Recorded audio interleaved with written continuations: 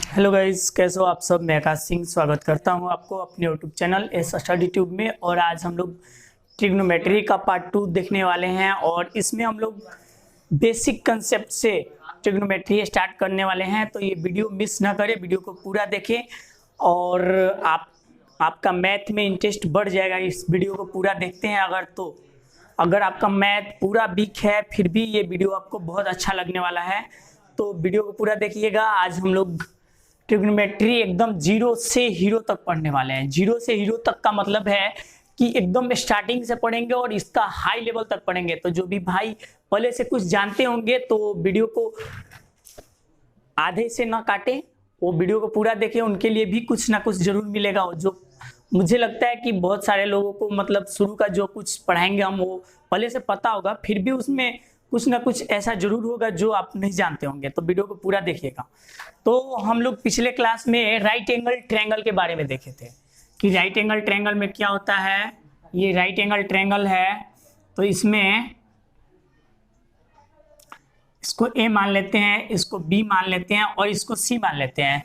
तो इसमें हम लोग क्या देखे थे कि यहाँ 90 का एंगल जो बन रहा है इसके सामने वाले को क्या बोलते हैं, हाइपोटेनस यानी कि एच बोलते हैं।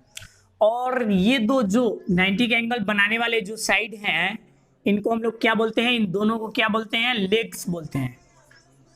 लेग्स बोलते हैं इसको, लेग्स। अगर इसको हम लोग थीटा मान लेते हैं, इसको अगर हम लोग थीटा मान लेते हैं तो ये थीटा के जस्ट सामने वाला परपेंडिकुलर हो जाएगा। और थीटा जो एंगल बना रहा है, थीटा एंगल बनाने वाले साइड को बी यानी कि बेस मानते हैं। ऐसा होता है। और परपेंडिकुलर और बेस दोनों को हम लोग लेग्स बोलते हैं। यहाँ तक तो हमारा उस बैच में हो गया था, मतलब उस क्लास में हो गया था। और आज हम लोग एक पाइथागोरस चाचा थे, पाइथागोरस चाचा ने एक थ्योरम दिया था जिसका नाम है पाइथागोरस थ्योरम। तो उस थ्योरम के बारे में जानने वाले हैं जो कि राइट एंगल ट्रायंगल से संबंधित है। तो ये थ्योरम क्या था अभी हम लोग देखने वाले हैं। एक मिनट, इसको थोड़ा हटा देते हैं कुछ।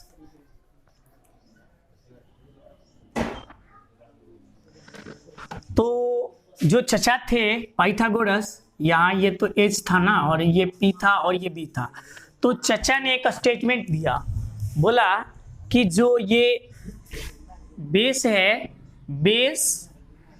बेस और ये परपेंडिकुलर, इसको साइड मान के, बेस को साइड मान के और परपेंडिकुलर को साइड मान के एक स्क्वायर बनाएंगे अगर, तो ये दोनों स्क्वायर का एरिया को अगर मिला देंगे तो ये जो हाइपोटेनस को साइड मान के जो स्क्वायर बनेगा ना, हाइपोटेनस को साइड मान के जो स्क्वायर बनेगा, ठीक, इसके एरिया के क्या होगा, बराबर होगा। ठीक है। चाचा क्या बताए थे कि ये बेस जो है, बेस ये इसका अगर इसको साइड मान लेते हैं हम लोग, तो साइड मान के जो एक स्क्वायर का फिगर ड्रॉ करेंगे तो इस स्क्वायर यानी कि इसका एरिया जो होगा, इसका एरिया जो होगा, और ये परपेंडिकुलर जो है, परपेंडिकुलर इसको अगर साइड मान ले तो एक स्क्वायर बना देंगे इसको साइड मान के, तो इसका जो एरिया होगा, दोनों को ऐड करेंगे अगर हम लोग, दोनों को ऐड करेंगे तो ये हाइपोटेनस को साइड मान के एक और स्क्वायर ड्रॉ करेंगे तो इसका जो एरिया होगा इसके बराबर होगा।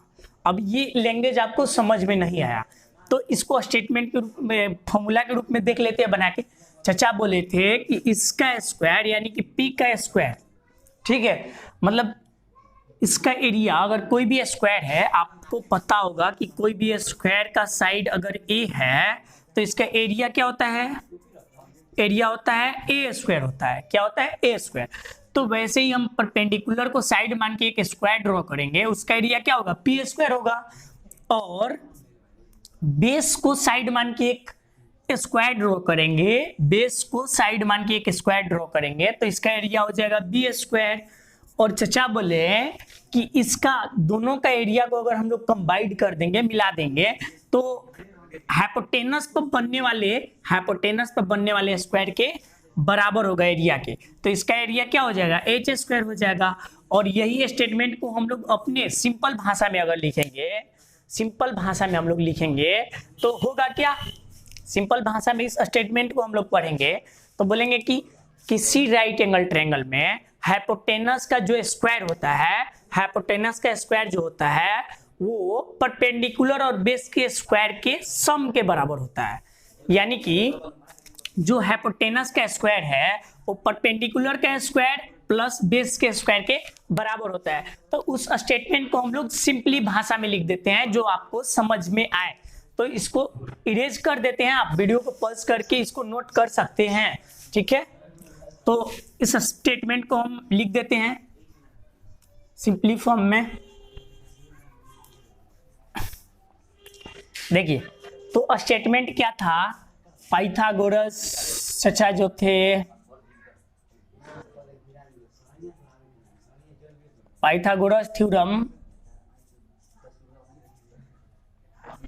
तो इसका स्टेटमेंट क्या है, स्टेटमेंट है कि in a right angle triangle, in a right angle triangle, right angle triangle in a right angle triangle, the square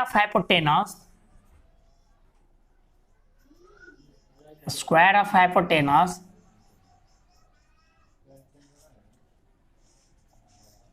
is equal to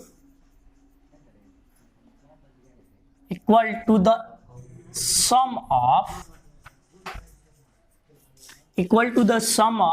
squares of perpendicular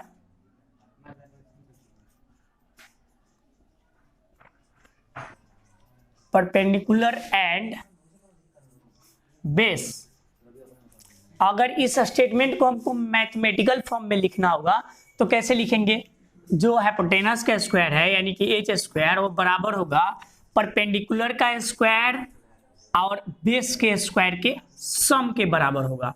और ये मैथमेटिकल यानी सिंपली फॉर्म में हमको Pythagoras theorem मिल गया। अगर हमको इसी theorem को ऐसे लिखना हो, जैसे कि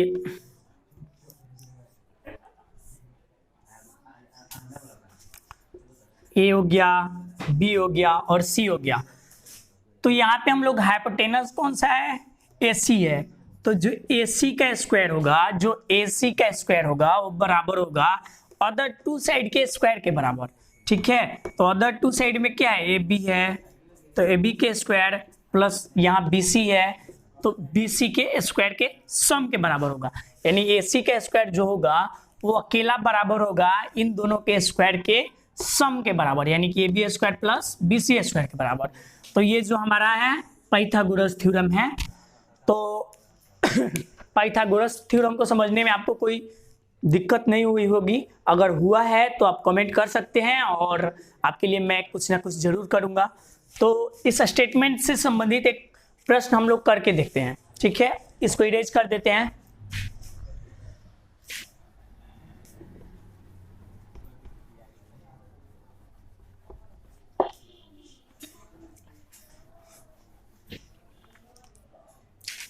जैसे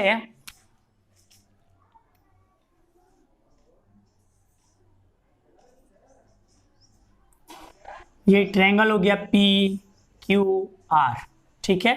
यहाँ पे क्यू पे राइट एंगल बन रहा है, ठीक। तो अगर हमको ये 3 सेंटीमीटर दिया है और ये 4 सेंटीमीटर दिया है, ठीक है, हमको पी आर की लंबाई बताना है, पी आर की लंबाई बताना है, पी आर। तो पी आर क्या होगा, तो इसमें पाइथागोरस थ्योरम लगेगा। तो हमको पता है कि राइट एंगल ट्रायंगल के तीनों साइड के बीच एक रिलेशन होता है जो कि पाइथागोरस थ्योरम के नाम से जाना जाता है। वो रिलेशन क्या है, अभी हम लोग पढ़े हैं कि जो हाइपोटेनस होगा उसका स्क्वायर, यहाँ हाइपोटेनस क्या है, पी आर है। तो पी आर का जो स्क्वायर है बराबर होगा पी क्यू के स्क्वायर प्लस क्यू आर के स्क्वायर के बराबर होगा, क्यू आर के स्क्वायर के बराबर। जो हाइपोटेनस के स्क्वायर होता है वो परपेंडिकुलर और बेस के स्क्वायर के सम के बराबर होता है, यानी कि बोथ लेग के सम स्क्वायर के सम के बराबर। तो पी आर का वैल्यू हमको नहीं दिया है, तो यहाँ पे पी आर ज्यों का त्यों रहेगा। पी क्यू का वैल्यू में हमारे पास 3 है, तो 3 का स्क्वायर प्लस क्यू आर जो है 4 है, 4 का स्क्वायर, ठीक। यहाँ से पी आर स्क्वायर बराबर 3 का स्क्वायर होता है 9, 4 का 16 होता है, और P R square equal to 9 16 हो जाएगा 25। तो यहाँ से पी आर इक्वल टू हो जाएगा अंडर रूट, इधर से स्क्वायर हटेगा, इधर रूट हो जाएगा, 25 का रूट होता है 5, तो ये 5 सेंटीमीटर हो गया। तो आपको समझ में आया होगा, और ये आसान है, आप पहले से जानते होंगे ये सब चीज़, लेकिन इसमें हम लोग जब स्टार्ट किए हैं 0 लेवल से, तो ये सब पढ़ना जरूरी है। ठीक है, तो आगे देखते हैं।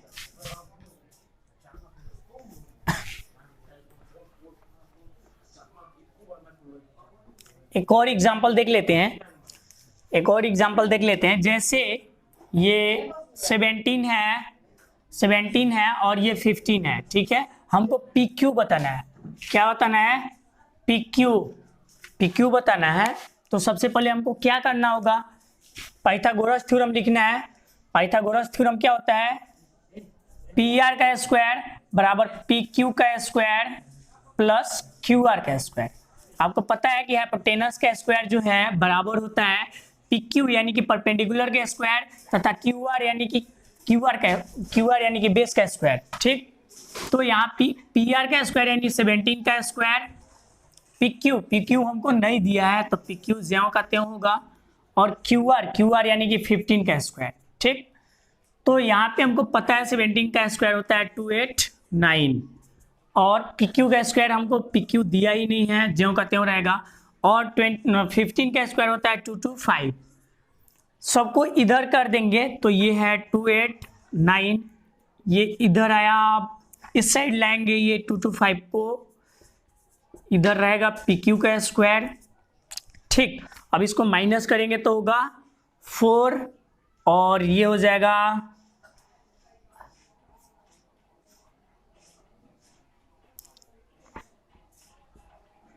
6, तो P Q square equal to हो गया 64। तो यहाँ से पी क्यू बराबर लिख सकते हैं हम लोग 64 का अंडर रूट यानी कि 8। तो ये हो गया हमारा 8 cm, अगर ये सब सेंटीमीटर में होगा तो। ठीक, तो 8 सेंटीमीटर। आपको पाइथागोरस थ्योरम से संबंधित कोई भी डाउट नहीं होगा, तो आगे हम लोग कुछ निमोनिक्स टेक्निक्स देखते हैं। ठीक है, इसको इरेज कर दें।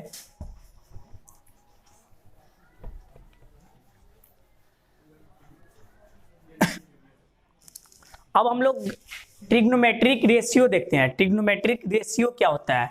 तो ट्रिग्नोमेट्री में राइट एंगल ट्रायंगल के दो साइड के रेशियो को अलग अलग नाम दिया गया है। देखते हैं यहाँ पे, जैसे ये राइट एंगल ट्रायंगल है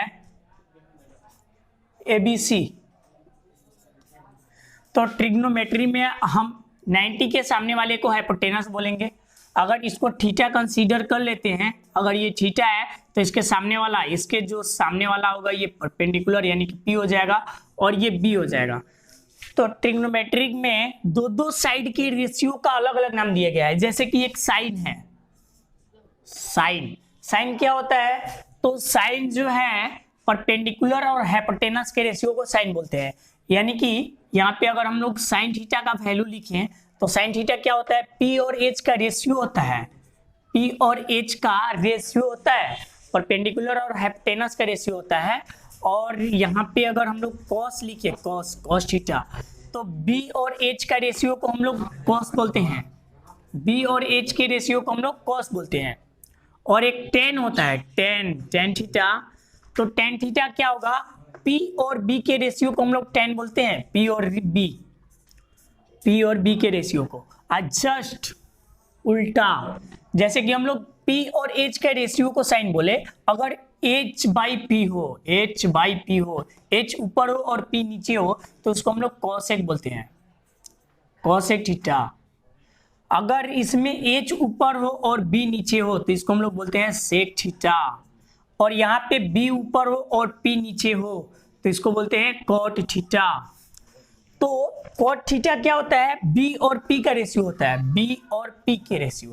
ठीक है, और टेन थीटा क्या होता है? P और B का रेशियो होता है, दोनों सेम ही है लेकिन एक दूसरे का उल्टा होता है।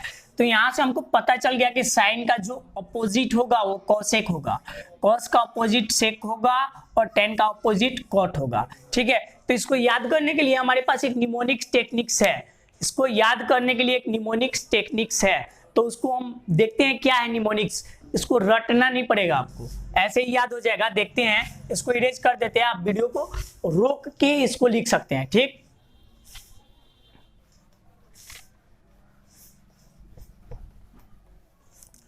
तो जैसे कि हमको सबसे पहले लिखना है साइन थीटा, फिर लिखना है कॉस थीटा और लिखना है टेन थीटा, ठीक है।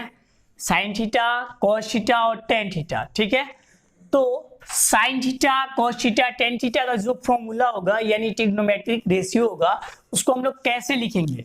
तो एक हमको याद करना होगा निमोनिक्स टेक्निक्स। निमोनिक्स टेक्निक्स का मतलब होता है कि याद करने का सबसे आसान तरीका को हम लोग निमोनिक्स टेक्निक्स बोलते हैं, या किसी चीज के हिसाब से हम किसी चीज को जोड़ के याद रख पाते हैं लंबे समय तक, तो इसको निमोनिक्स बोलते हैं। तो साइन और कॉस टेन का ट्रिग्नोमेट्रिक रेशियो याद करने के लिए निमोनिक्स टेक्निक्स क्या है, हमको याद करना है पाकिस्तान, बी से भूखा और पी से प्यासा। पी से होता है पाकिस्तान, बी से भूखा और पी से प्यासा, और सबको बट्टा दे देना है। और हिंदुस्तान, एच से होता है हिंदुस्तान, एच से होता है हरा, बी से होता है भरा। तो पाकिस्तान भूखा प्यासा, हिंदुस्तान हरा भरा। यहां से हमको पता चल गया कि साइन का रेशियो क्या होता है P बाई एच, कॉस का रेशियो होता है B बाई एच और टेन का रेशियो होता है P बाई बी। तो निमोनिक्स टेक्निक्स क्या है, पाकिस्तान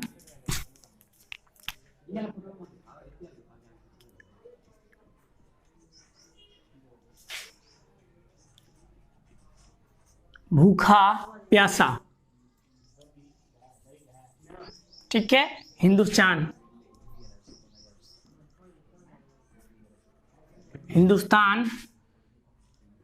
हरा, ठीक है। तो निमोनिक्स क्या है, पाकिस्तान भूखा प्यासा, हिंदुस्तान हरा भरा। इससे हमको बाकी वर्ड से, हमको बाकी लेटर से हमको कोई मतलब नहीं है, जो फर्स्ट लेटर है उससे मतलब है। तो साइन का रेशियो हो गया P बाई एच, कॉस का हो गया B बाई एच और टेन का हो गया P बाई बी। एक दूसरा निमोनिक्स भी है इसी के लिए दूसरा निमोनिक्स है P से पंडित, B से बद्री, P से प्रसाद, हरी हरी बोल, एच से हरी, एच से हरी, बी से बोल। तो इस टेक्निक्स को आप ऐसे भी याद कर सकते हैं कि पंडित बद्री प्रसाद हरी हरी बोल, ठीक है। जस्ट इसके उल्टा अपोजिट, ठीक है। अपोजिट के लिए देख लेते हैं, इसको थोड़ा सा इरेज कर देते हैं। जैसे कि साइन का अपोजिट होता है, साइन का अपोजिट होता है कोसेक, कोसेक थीटा। कॉस का अपोजिट हो जाएगा सेक थीटा और टेन का अपोजिट हो जाएगा कॉट थीटा। तो यही निमोनिक्स को हम लोग उल्टा लिखेंगे, यही निमोनिक्स को हम लोग उल्टा लिखेंगे। इसका मतलब कि हिंदुस्तान का गुणगान पहले करेंगे, यानी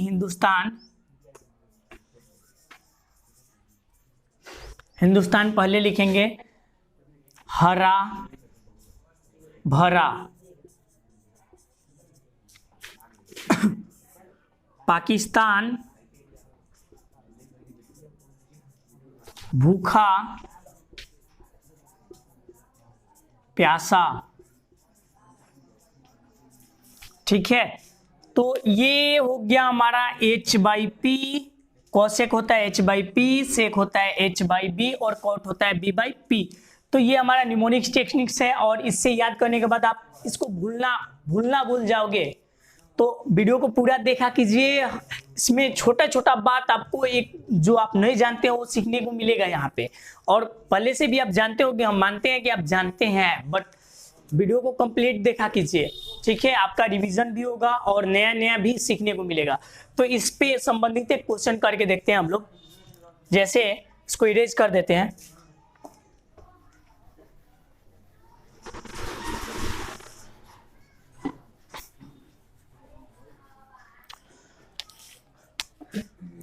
formula sine theta equal to, मान लीजिए 4/5 है, साइन थीटा इक्वल टू 4/5 है, हमको कॉस थीटा का वैल्यू फाइंड करना है, कॉस थीटा का वैल्यू फाइंड करना है, ठीक है।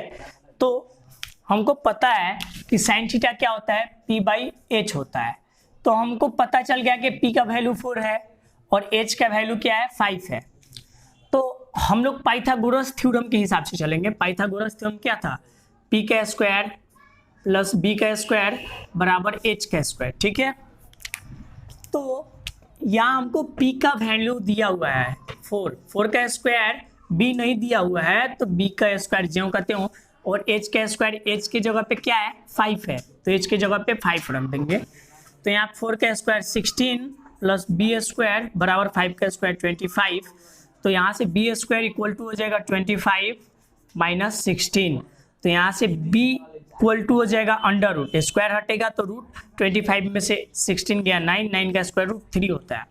अब हमको बताना है cos थीटा, तो cos थीटा इक्वल टू क्या होता है भाई b/h होता है। तो हमको b का वैल्यू क्या मिल गया 3 मिल गया, और h का वैल्यू कितना है 5 है। अगर आपको अभी भी नहीं समझ में आया तो वीडियो को इसको फिर से बैक करके देखिए, बिल्कुल समझ में आएगा। और एक और क्वेश्चन देख लेते हैं, जैसे